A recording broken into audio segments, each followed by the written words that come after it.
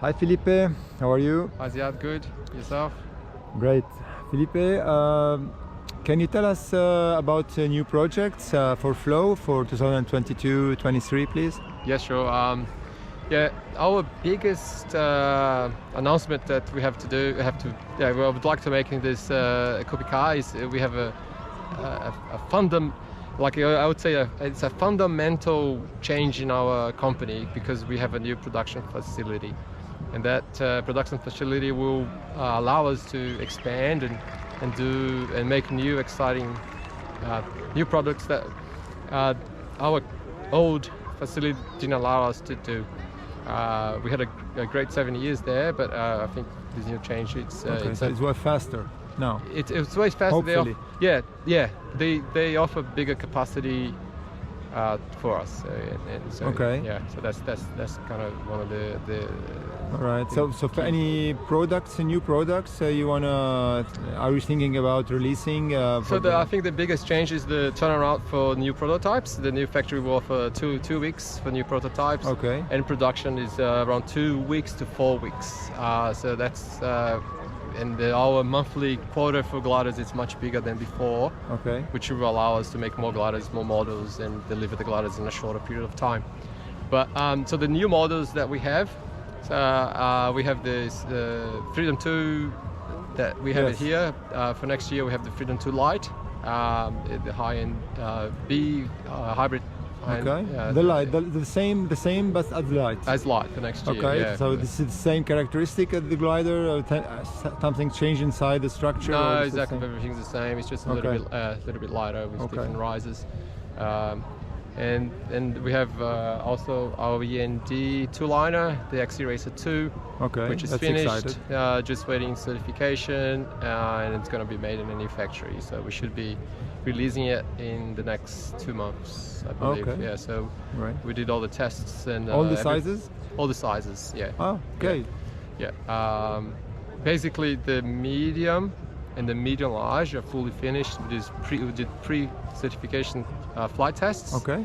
And they all pass. The medium, you say that range is 75, 95? I mean, the medium, bigger. It's bigger. The medium is 95, 105. Okay. And the other one is up to 115. 115. Yeah, and the smaller sizes, maybe 75, 95, and the bigger one up to 125. And it's finished also? It's not fully finished, not fully trimmed yet, but it's very close. So we say the two mid sizes are fully finished. Okay. What can you tell us about the difference between the first version and second? What would you expect from both? Okay, so the aspect ratio is slightly higher. It's 0.1, so it's 7.1. Okay. The Spectra 2. But even though it's high aspect ratio, it's much easier to fly. Wow. It's people who have been flying the Spectra 1 and they now fly the the XC Racer 1 and they fly this XC Racer 2, they are impressed. And I myself, as a designer and as a pilot, I was really impressed when I was really pushing the envelope of that glider in competitions. It was much easier to fly. Nice. Incredible. The feeling that you have when you're on bar, the sensation that gives the pilot, I've never experienced that in a 2-liner high performance wing. It feels you very comfortable. Sometimes even a little bit displacement that you kind of not acting as much, but so it's a nice feeling to have on a glider like that. And also the performance is better. They've got better glide at speed. Okay. Yeah, the new. I think everything is due to the new airfoil that we have. Okay. It tolerates a much higher angle of attack before you want to collapse, and the tensioning as well, which is giving really nice feel on the re-rises. Is very nice and soft, but it still gives a nice feedback, so you can control it. So about the handling, the turning behavior. Is it the same as the X Racer 1, or is it different? So different? There's different. It's a different glider. So some points we wanted to change. We heard the pilots. It was a little bit flat turning glider. Some people recognized that you needed to turn a bit better, and that's what we worked as well. So it turns much nicer, turns much easier. It's nicer to engage the turn and stay on the turn and if you want to turn really tight. In turbulent conditions, it has an authority on the brakes much more than the race one. Yes. The authority is enhanced. Yeah, the authority enhanced. The tension on the glider doesn't move as much. It's more like there's better tensioning, and it's higher arc, so it turns in banks and stays in that bank nicely. Okay, great. Yeah.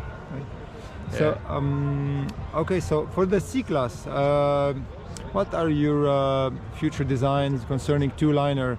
Will you insert a two-liner C-Class? So we have a glider that we've been working on since the talk about the ENC two-liners has started, and we started that really early because we wanted to explore that venue if it was possible to certify ENC two-liner.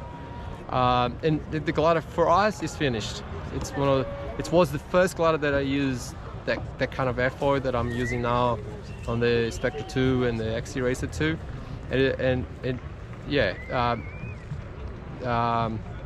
we wanted to release it much earlier but the only reason why we didn't release it was certification, and then the certification was allowed, and then we had issues with our production. Okay, so it was ready early. It was. Is it the same that the Fusion is the same plan and you changed, or is it structure is different? What's different? It's a completely different glider. You can't compare it to the Fusion. I don't think it's very different. It's more like a mini XC Racer. Wow, that's nice. Say. Yeah, it feels very compact and nice to fly. Okay, great. And really the same aspect ratio of the Fusion? Close, just a little bit higher. 6.5. So I'd say that the Fusion is a mid B. Mid C, and the ENC two-liner, it's like a pushing the envelope of the ENC class. Oh, great. Yeah. So it should be like a 6.5? 6.5, exactly. 6.5. Yeah, 6.5. That's the number we thought it was a nice two-liner to have and a nice seat to have. So when we can expect to have the first one for flying? So I think for next year. So the focus now is on certifying the XC Racer 2 and the Panorama 2, which is our tandem as well. Panorama 2, yeah. Panorama 2 is coming this year. So the next two projects that we wanted to finish by the end of the year, and then next year we have the two-liner. Okay. Yeah, the two-liner ENC. It's coming. So about the Panorama 2, lots of people love the takeoff and landing. They said that it takes off by itself. The takeoff, is the Panorama 2 has the same characteristic, or it's different in some cases? So we hear that quality from the pilots, and we want to keep it the same way. We also hear that in the air, people wanted something that's a little bit more agile, that a bit more dynamic. So we are trying to work on that aspect. So it's a glider that can still launch well and land well, but can be more agile in the air. So that's the only topic we're trying to improve, because some people don't want to ask pilots that do commercial tandems. It's like, don't change anything. Yeah. But if you change something that you can, like agility in the air.